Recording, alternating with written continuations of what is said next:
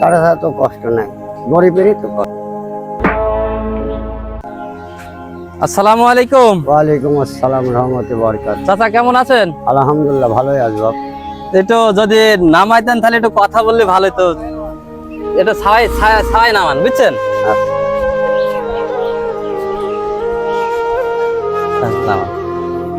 আপনার এখানে দেখছি যে পুরাতন মাল আছে, নতুন মালও আছে, হ্যাঁ, এর বিষয়টা যদি একটু বলতেন।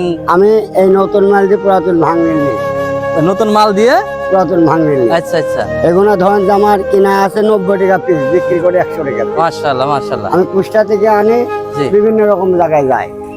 আপনি গ্রামে গ্রামে বেচে বেড়ান? আমার বাড়ি কুষ্টা হরিপুর।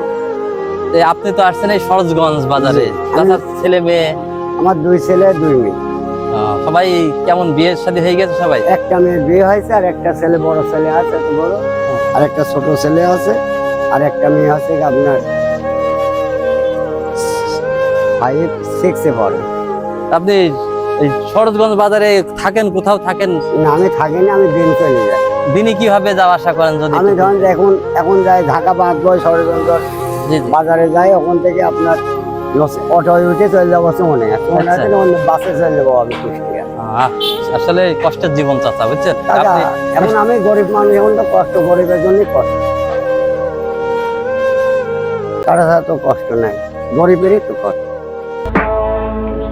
কুষ্টিয়া থেকে আসছেন আমাদের সরোজগঞ্জ বাজারে, এটা 400 খানি কথা নাই। না ঠিক আছে, আমি পেটের জন্য আইছি। তারপরে আপনি গ্রাম গ্রামে বেড়ান, তাছাড়া তো আপনার এই শহরে তার এভাবে বেচা কেনা হয় না? শহরে বেচা কেনা হয় হালকা পাতলা, হালকা পাতলা বেচা কেনা হয়। এই সারাদিন গ্রামে ছিলাম, এখন শহরে ঢুকলাম, এখন 2-4 বেচে কিনে আবার চলে যাবো।